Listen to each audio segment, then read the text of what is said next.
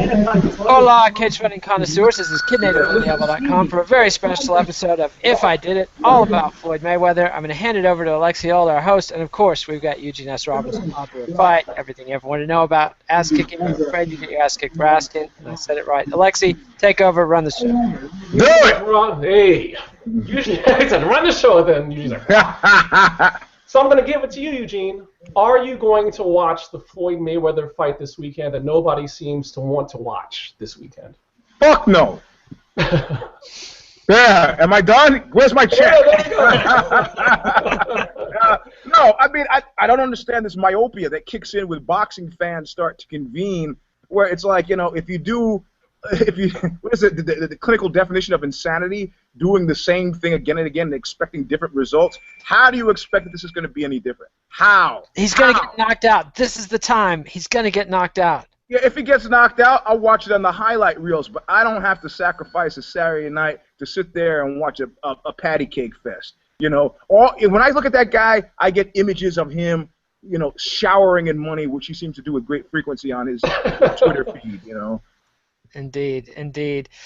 I'm going to watch it because I have to. I know you didn't ask me. What do you mean you have to? I have to for my job, Eugene. My job is to cover fight sports, and there's... You know what? My mother used to say, you don't have to do anything except stay white and die. Or both. Sadly, half of it, huh? Sadly, the intro-white conversations are not like that. They are, boy, get off your ass and do some work if you want a paycheck. That's what my employer should tell me. Okay. But so to go into this fight in a fashion other than having to march to your death, how are you going to kind of swing your attitude? I mean, can you watch with renewed eyes? Can you go into this without a jaundiced look? Can you get excited at all about this? I can get excited at the possibility that there might be some traffic because the last time there was a Pacquiao fight nobody wanted to pay for, we had great traffic because people were checking Bloody Elbow for the results. So that's that's my excitement. I'm a traffic addict. That's where I make my living. The fight itself, I'm super curious about the psychology that drives the average boxing fan. I mean, it's pretty clear to me that Mayweather is a record chaser, that he cares a great deal about the significance of his unbeaten streak.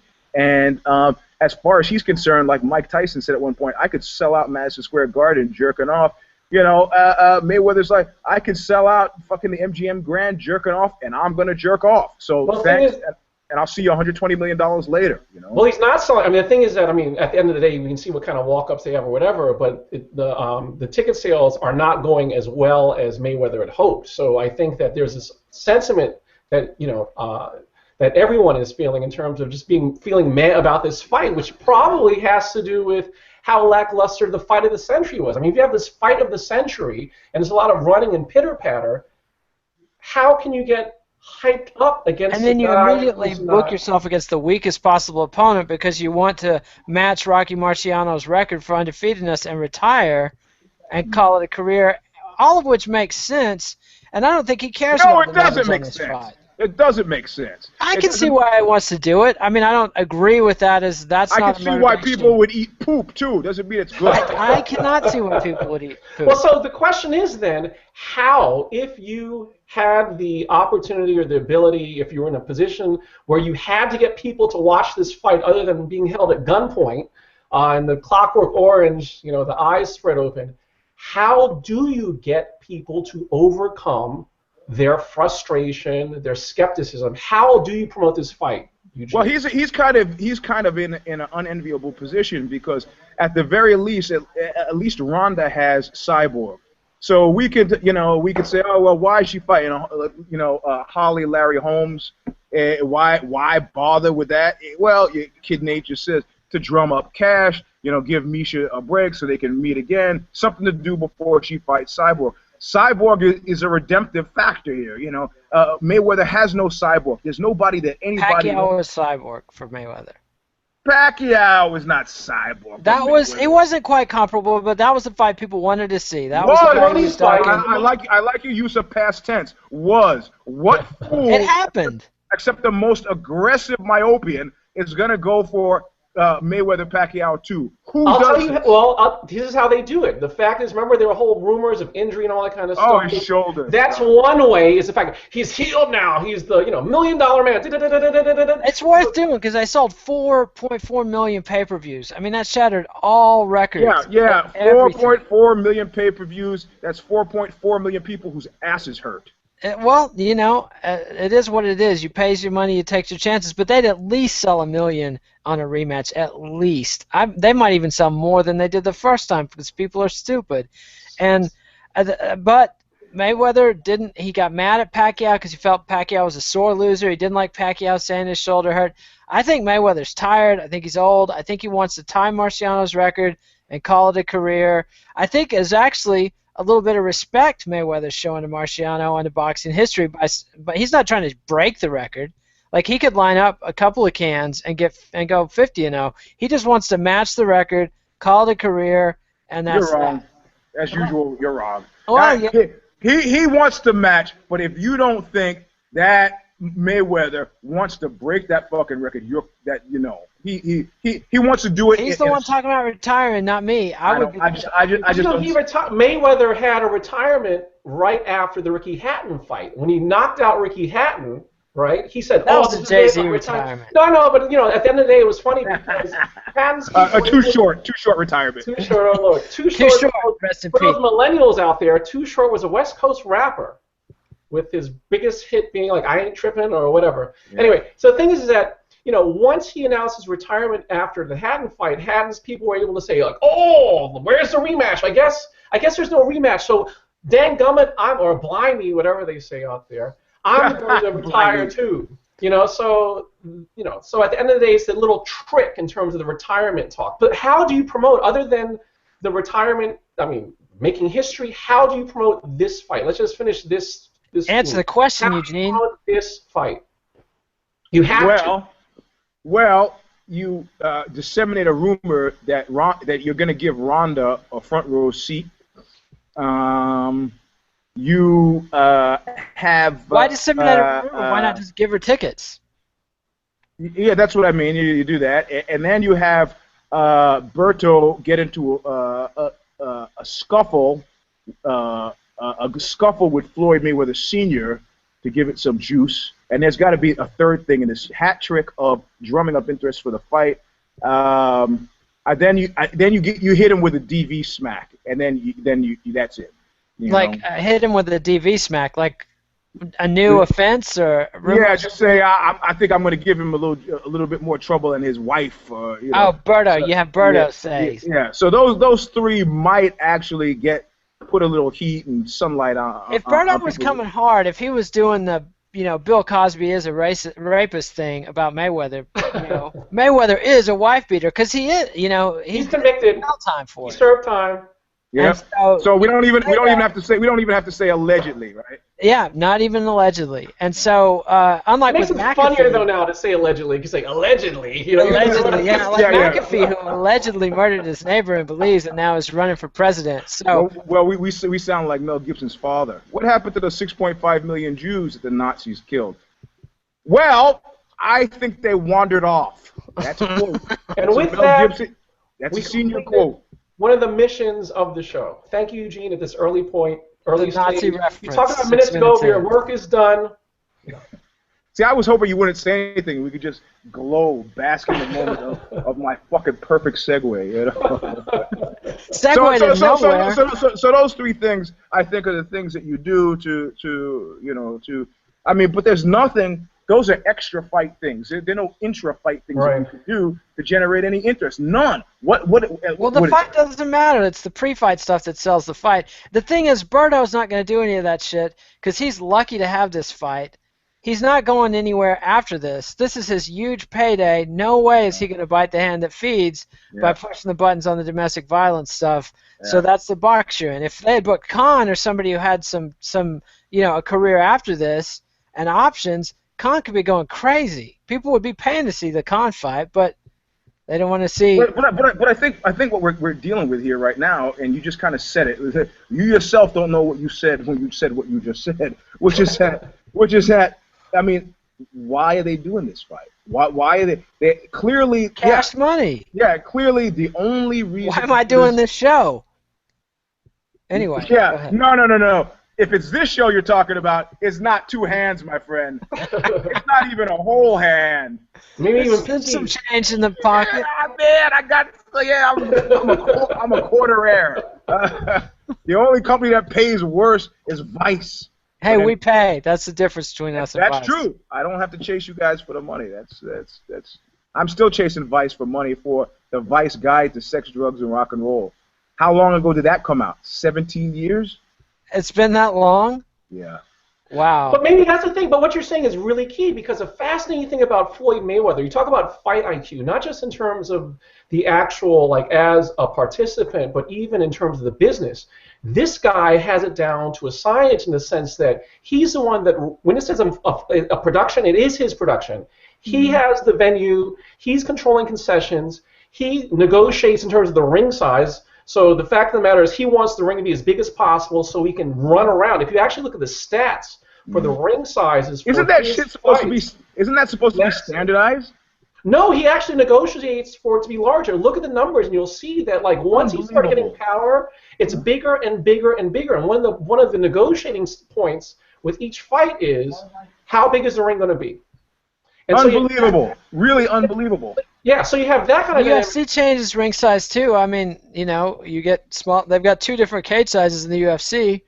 Oh, Leo, he just said they have 2 different cage sizes in the UFC. I didn't know that. Yeah. If you notice, some of the fight nights have a smaller cage, and that would be ideal if I was booking Demetrius Johnson and John Dodson. Put them in the old WEC cage that's much, much smaller. Force the action. Don't let these little guys be dwarfed by this giant cage. And also, I would suggest a referee, a size consistent referee, because Big John with Demetrius Johnson and Dodson. I believe it was Herb Dean this weekend, but it still looked like the terror of Tiny Town. I mean, but you know, speaking of terrors, you have this dynamic again in which Floyd Mayweather's also the one who pays his opponent. He's the one it's his, I mean, so fascinating. It's his production. So going back to what you said, Eugene, in the sense of, like, you know, Berto not talking so much smack, it is weird because will you have a delayed payment? You know, if you go a little too far with the promotion. Yeah. I mean, what are the rules and it must be strange, right? What are the rules and parameters, if any, that are set out when you are fighting for the person you're fighting against? Like, is there a situation, look, don't talk about domestic violence, don't talk about this, here's what you can't talk about, or just don't talk at all because, you know, it's all about Floyd Mayweather. It's a really fascinating kind of dynamic that... Who was the rapper Mayweather got into it with at the McDonald's in Vegas? Was it T.I. or Lil Wayne? Oh, that's right. I think it was T.I. It was T.I. I know he had a situation where he had an issue with, he was friends with 50 Cent. And then they allegedly scuffled, and they were not friends and friends again. Yeah. So anyway, so there's a certain border in terms of limitation, I guess, with regard to it. So let's go to Mayweather for his next, in terms of the next steps. Like, if you are Floyd Mayweather, what do you do next? Do you retire? Do you beat the record? Do you fight Ronda at WrestleMania? Like, what do you do? I like that Ronda thing at WrestleMania. Study your Andy Kaufman videos. Clearly, Ronda is actually okay with guys who are into DV. So allegedly, well, no, I believe if you're photographed sitting with a guy who's they train together. She's not here to judge her training partners. Nice. You've never trained with a felon? You've trained with a cop. Yeah, there's a difference between a cop and a felon. That's the thin line, they call it. I've trained with guys who have become felons. But they might have been felonious while you were training with them. Well, the thing is, you were a positive influence, though, Eugene. It wasn't a situation. Eugene S. Robertson. You ever think about how easy the money would be if you did A, B, and C? Like, but they're like, I don't think I've influenced anybody positively. Somebody once called me the world's worst life coach.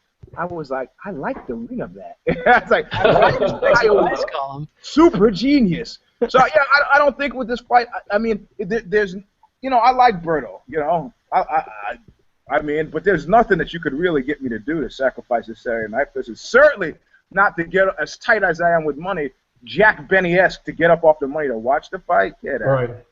And anyway, boxing just depresses me because of all of what it says and all of what it fails to say about athletic competition. You know? I mean, it is a microcosm of what's wrong with the world today, as far as I'm concerned. You know, I mean, the perversion of individual effort in the name of some sort of ill-defined capital gain. Fuck it, man. I mean, I don't want to sit in front of the fight and become a buzzkill, but I guess I'd sit in front of the fight and become a buzzkill. So do you think it's like in the 60s when the mob ran it and every division had a champ and things ran like clockwork and there wasn't 20 belts and the fighters got a piece of the money but not the whole pie and they did what they were told and they showed up and did their jobs, or what? Yeah, I don't. There are a lot of boxers who from back then who were selling pencils out of a tin cup too. You know, or like Sonny Liston, who taking long naps. Is that good for the sport? Was Don King? He raised his head. Somebody did an article this week. Well, not this week. I say in the past 7 days on the relevancy of Don King. Is he relevant? Or what happened to what happened to Don King? You know, Ozymandias. Yeah, the mighty must fall.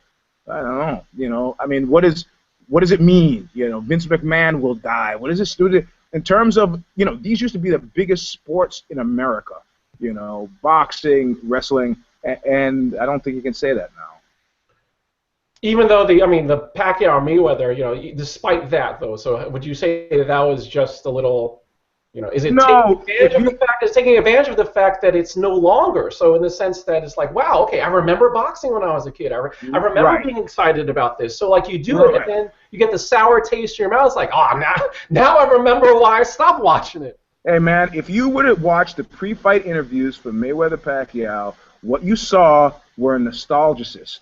You know, when they interviewed Denzel Washington, not a single person did it trundle down memory lane and say, I remember, sitting with my father. I remember the old time. This is like one of the old time. Every single person there was hearkening to days gone by. And that's that's thin, slippery, icy worthlessness. Because, Tom Wolfe said it best, you're not going home again. That's never going to happen again. There will never. The golden days of boxing weren't that golden, and they're certainly not golden enough to be coming back. Sorry. Not to quibble, but that was Thomas Wolfe, not Tom Wolfe. Now, come on. So do you go back then to you mentioned Vince McMahon and Ronda Rousey? What's the matter with you? Huh? His friends call him Tom Wolfe. He didn't have any friends. This was the guy who supposedly jerked off while he wrote his screeds. I don't know about that. He was here in Woodside up with Kesey, so. No, that's Tom Wolfe. Now you're talking about Tom Wolfe with the electric Kool-Aid. That's what I said. No, but it was Thomas Wolfe that wrote "You Can't Go Home Again." Look Homeward, Angel influenced Jack Kerouac and Ray Bradbury, the whole elegiac American style. Mr. Stanford. Elegiac. See, you had to. Oh! Got you. I pulled it out of the hole. You can't go home, but you can go back to college. Or when you went to college. Kid Nate was doing so well. He was doing so well. On the ropes. Elegiac. Oh, okay. So to go back on point, if there's a situation where, so should you blend those two worlds then? Should Floyd Mayweather next fight Rousey at WrestleMania? If he does that, will he somehow rehabilitate in some small way? This idea I have never heard before. I think it's original to you on the show. That is fucking insanity. Like, can you imagine if they booked Mayweather versus Rousey on WrestleMania? Oh my God, that would be $1 billion show. Well, he might be able to. Will he rehabilitate also his image in terms of domestic abuse? So like, well, I did this because I wanted to. Could he spin it in some way or no? I think it would be a great diversion for both of them at a time when both of them need a diversion. I don't think Rousey's situation has escalated to the point where she needs a diversion. Like, I think there was some rumors. There was a photo of them having dinner together, but. There's Brendan Schaub throwing gasoline on that. A Bob spurned. Nobody cares about guys. Bob spurned. No, I don't think he was doing it because he was spurned. I actually think he was doing it to try to talk himself into a fight with Brown. I think quite so. But either way, he had motivations. He had self-interest there. It wasn't like he was a friend of Ronda concerned with her well-being and her decision-making. This was a guy looking to make a buck, looking to advance his career. We're talking, of course, about UFC light heavyweight Brendan Schaub, former heavyweight, sometimes heavyweight, would like to get in a fight with Travis Brown. And that would be quite an adventurous angle to take, like the boyfriend spurned versus the alleged current possible boyfriend, or at least Bob. And Bob, of course, is what Ronda Rousey's mom calls these guys, that she doesn't bother to learn their names because they're coming in and out of Ronda's life so fast. So that's all bullshit, though. That's all self-interested bullshit from Schaub. There's no evidence that Ronda Rousey's got a thing with Travis Brown. It's not escalated to the point where she needs to address it. She doesn't need to get all Hillary Clinton and start apologizing for her emails. Oh, my God. Mike, can we take a minor league detour and kind of cover how is it that such a sterling political mind didn't see this coming months ago? Hillary Clinton? How could you let this happen? How she is so inside the circle, the whole DC thing. Like, the New York Times fired their Washington bureau chief, possibly over her overzealousness on Clinton. But Clinton's inside that DC whirlpool too, and they're all fucking crazy. We're watching Donald Trump annihilate the Reagan coalition on the Republican side, flirting with real American fascism on a racial basis, and the media is concerned over Hillary Clinton's email protocols. Yeah. When Cheney and Colin Powell both deleted millions of emails that they never reported to anybody, Hillary Clinton should have just said, fuck you. Cheney didn't turn him in. Karl Rove didn't turn him in. Colin Powell didn't turn him in. Yep. Next question. And that would have been it. Yep. Nobody gives a fuck. The media can report about whatever they want to, let Hillary roll on, but instead Hillary gets sucked into their game. And the Hillary fatigue is precisely because people don't want to see another 4 years of the Clinton bumbling through shit. How could you fucking, I have sex with that woman, but maybe I just... Not one time, not ever. Nah, just competently deal with stuff. Just deal with it and move on. I mean, that's kind of what we want to see happen. And for them to whiff that, mind fucking blowing, Yep. And then on the other hand, we got Bernie Sanders, who's too old to be president and too commie to be president. So, well, anyways. And I've also said that I think that American anti-Semitism runs so deep that at the nobody even cares, Eugene. Nobody cares about that anymore. You say that, and then of course what will happen is they'll have that stupid question that they asked Joe Lieberman during a debate about how does faith inform your thinking process around situation in the Middle East. And Lieberman hit it out of the park with that. He did. Yes. First time it works. The second time somebody says, "I don't follow you. What do you?" Nah, it'll be the same pattern. We elect a Jewish president. Everybody celebrates. Then the anti-Semites come out, just like with Obama. Well, that's what happened with Obama. Yeah, we had the whole feel good. America's not racist anymore, and then it comes out. But Lexi, you're supposed to take over the show. But I think they're primed. I mean, Lexi trying to take over the show. No, I think you guys had to work this out. So going back, do you have Floyd Mayweather fighting Ronda Rousey, or do you go with Floyd Mayweather versus Brock Lesnar first? Because Brock Lesnar is signed to WWE. No, that doesn't look good. No, that's too much, man. That would be like somebody throwing Urkel around the cage. I mean, right, he fought. Well, remember Floyd Mayweather years ago, back when he after the Oscar de la Hoya big payday, he did Dancing with the Stars, and he actually headlined a WrestleMania. Allegedly got a $20 million payday to fight the Giant, a guy who's billed at 7'3" or 4" in a match. So he was able to work. It was big show. Dynamic. It was big show. Who do I say? You said the Giant, but the Giant was already dead by then. But yeah, it was the big show, and they did it. They did the whole thing, but they've already done that, so they got to go with Rousey. So it has to be Rousey. They couldn't even get Rousey for that. Like the UFC. That's the only fight that makes sense. I would rather watch that fake bullshit versus watching Berto dance around and have his Rocky moment. I don't know. Now, this is amazing, and I think the WWE and also the UFC should listen to this, because Eugene Robinson, who on record several times does not even go for the bait, he refuses to bite to acknowledge the tie between wrestling and mixed martial arts, says he is more interested in watching Ronda. You got a little excited. I saw that. You got excited when I say Ronda versus Mayweather in WrestleMania. Like, oh, so maybe there's something there. Maybe that. Well, you know what? Let me tell you exactly, precisely what's there. Okay, we all know it's scripted. We all know it's a certain act of theater. But the possibility that maybe they get close enough for Ronda to let fly with a Josh Koscheckism and cause him to go Paul Daly on her, and then to act, the likelihood that it turns into a real scuffle is greater than the likelihood that Berto is going to come up with anything that surprises during Berto Mayweather. So that's what's fascinating. I think you're right, is the fact that, because that's the thing that even in wrestling they've always hinted at and they've always teased for certain hardcore or smart fans. They've had shoots break out even in the 90s. No, it's true. They've had shoots throughout the history in which somebody takes something out in the ring. You know, instead of it being scripted, it's like, no, someone gets legitimately blasted in the face and bones broken in Japan. It's happened all over the world. Like, shoots happen.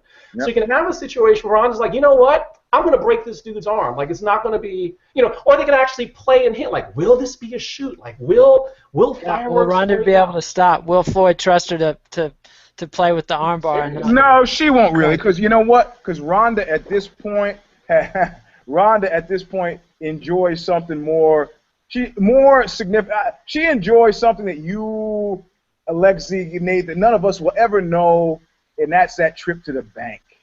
She enjoys those multiple. She could go to the bank on Monday, Tuesday, Wednesday, and every one of those days are just as enjoyable, or even more so than the day before. I don't know, man. She's working for the UFC, and I think there might be a certain amount of like 60s British rock stars, like working for Alan Klein, going to the bank and being like, "Where's my money?" At this point, her money from the UFC is really the least significant amount of money that she's getting. I guarantee you. She just closed a movie with another one with Wahlberg, and has another like 2 lined up for 2016. Do you guys have any idea? You know, Fast and Furious. What was it? Over $1 billion movie. You know how much? Show us one of your Leonard Part 6 checks. My Leonard Part 6 checks at this point are like $1.75. How often they come in though? They come in. I get them 4 times a year. I mean, that's awesome to me. Like, for work I did in 1987 with a convicted, an accused rapist. Yeah, he settled private lawsuits. Yeah, civil, yeah. So but you can at least, but you can at least, in terms of promoting the fight, not that she actually would do something or be unprofessional, but you can actually promote that whole angle of like, will she break his arm? Yeah. Or will he lose it? Like he's I don't think it's unprofessional. If a guy gets in close and wants to push the action, then you gotta. I mean, what would another man do? We've seen it. Yeah, but here's the thing: I don't think Mayweather has the self-regard or the emotional maturity to play with any of these angles, like all domestic violence assholes. How about his trip to the bank? Well, it would be big, but he's got so much money, he doesn't need that. That's what I mean. He's got enough trips happen to the bank, does not need any of this shit. So. Yeah, nah. See, the WWE thing he would have to play the bad guy and have to admit to this domestic violence stuff, admit that he beat up women. He's opening up the angle. The angle of promotion definitely is domestic abuse and all this. I mean, you can't avoid that. In terms it's just ugly, and there's no way. Like his whole thing with Big Show was that he was punching the big guy. He can't punch Ronda even in a pro wrestling match. Like it's just Yeah, so the setup for him is just he gets taken down, and why would he go for that? Yeah, and it's just ugliness. So he can't do it. I don't know I think what he should do from here is go into fight promotion and take on the UFC head to head. He's got the money. You mean go into mixed martial arts fight promotion? Yes. Also, he could have a situation then in which all of these, Conor McGregor trying to get a little shine of Floyd Mayweather. Like if you have your own promotion, then years from now, if Conor continues to blow up, because if you actually look at the numbers, like where Conor is in terms of his age, or Ronda, What do you mean? What do you want? I'm sorry. Just to hear anybody who thinks that this Conor McGregor train is an express train. It's a huge if. It's a huge if. If you have a situation, if it ends up being some there in a couple of fights or whatever. What better time to dust off that whole, MMA versus boxing thing and being able to, cash in McGregor's going to on beat being called Aldo. I'm out. saying it right here. Mark my words. Eugene, get your pencil out. Write that down. McGregor beats Aldo. McGregor beats Aldo. What? You're basing that on what? 20 years to study the fight game, son. 20 years. Okay, look, Grasshopper. I'm sorry. Before I leap all over that, could you just explain that to me? McGregor's going to beat Aldo. I'm not the smartest guy. Maybe you could go over that again, Mr. Nate. Conor McGregor defeats Jose Aldo, second round KO. Mark it. How does the Jose Aldo somehow becomes not Jose Aldo, gets too excited, overpowered by the... He's overpowered by McGregor. McGregor's got the big size advantage. The karate thing takes the leg kicks away. Those tattoos, they actually have, remember those portraits you used to be able to see back in the day, or if you stare at it long enough from a certain distance, turns 3D. 3D. Like, there might be some kind of Illuminati, like, kind of thing going on to, watch it. The thing is, power. The thing is, if he actually beats Jose Aldo, it's interesting. If he does that, he becomes a fucking monster. And he moves up to lightweight, beats RDA. No. But I think it's then he moves actually, up to welterweight. No, I think it's in the bald one's best interest that he not create a monster. He's not had a good track record with monsters. The only monster that he's had a good track record with thus far is Ronda. And Chuck Liddell. Yeah, but you know. Chuck was a house monster, but come on. He was a monster. But then the day, how many times did you see Chuck in the casino in Vegas on nights when he wasn't fighting with no shoes? I don't even know what that means. Let me put that another way. How many times have you seen Chuck Liddell in a casino in Las Vegas with shoes? We've seen him on morning shows in Dallas, allegedly pilled out of his mind. He had taken cold medicine. The same stuff that killed River Phoenix. A little bit under the... Is that what killed River Phoenix? They said that it was the Benadryl that he mixed with the GHB the ecstasy and the cocaine and the marijuana that he'd been doing, but if he hadn't done the Benadryl, he'd be alive today. Well, maybe there's something there also with regard to not letting Conor get too big, because he's something there, because I think Conor Stone fucked him as soon as the tables flip. Well, no, he's already talking about it. He's already talking about the fact. He has for the past couple of months. He's like, I'm going to be doing this. I mean, he's already showing the whole thing with the whole. Remember, Fedor tried to do with UFC, take a hike. So once you see, I think you're onto something. Once you see somebody start playing scenes like, hey, guess what? I'm your equal. Initially, it's like, okay, it's kind of funny, Conor, right? But the name keeps on being called out on the same level. Like, hey, Frank, hey, Dana, hey. It's like, shut the fuck up. It's you need to be taught a lesson, because at the end of the day, that's the whole Floyd Mayweather thing in a nutshell. Yep. And that's what's happening with boxing that the UFC cannot allow.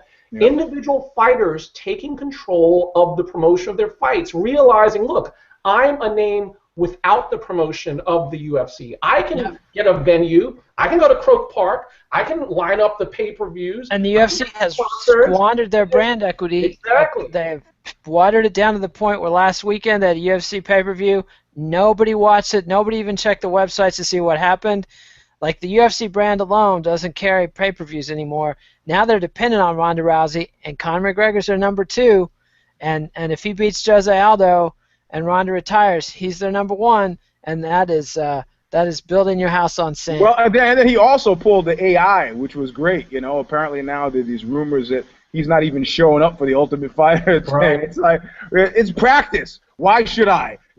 Why should I? I mean, what's AI mean? What do you mean by AI? Alan Iverson. Yeah. Practice. Practice. Yeah. You want to talk about practice? Yep. Yeah. Right. It's just practice. I don't need to show up for practice. That's how it goes. Jeff Beck didn't show up for practice. But fortunately, the 3 of us showed up for this. Yes. And I think that we've covered Floyd Mayweather. At the end of the day, after talking through it, have your minds changed at all? Are you gonna? I know you have to watch the fight, Dave, but like Eugene, are you somehow?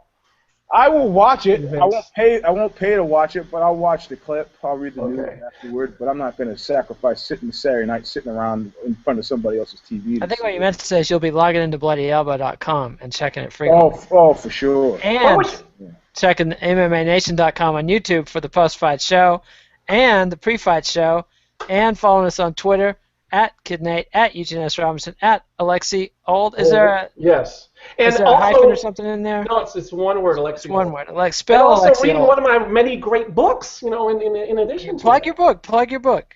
Tonto Canto Pocahontas. Hold it up. Canto, Pocahontas. Oh, All right. there we go. Hold it up and talk at the same time because it wasn't on the screen. Yeah, there you go. There you go. Oh, there you go. What is this book about? It's about a Native American guy who goes to New York, leaves a reservation, and his tribal elders call him back and say, look, you need to get married to a Native American woman in 30 days or you're kicked out the tribe. And so he scrambles and tries to figure out how can he find a Native American woman in 30 days so he can preserve his tribal membership. It goes over issues of identity. It goes over the issues of otherness, and also a lot of great stories in terms of living in New York City and having a lot of adventures being a young person. And that's not joke. I know I hope that happened too. Does it have anything to do with Ezra Pound? The Cantos. Yeah. Oh, Nick! Yes, Nick redeems himself. All right. If you're a fan of Ezra Pound, you love the book. If you're not a fan of Ezra Pound, you'll love it too. There you go. All right. Good answer. So that was another If I Did It. And so, like I said, we'll have more Mayweather pre-fight shows and post-fight shows. Eugene will be back on Monday with Knuckle Up. Whether he watches the fight or not, he'll be grousing about it. And then there's UFC at some point down the road on September 27th, and we'll be back for all that. So adios, MMA aficionados. Thanks, Alexi. Thanks, Eugene. This is Kid. All right, man. See ya. Thanks a lot.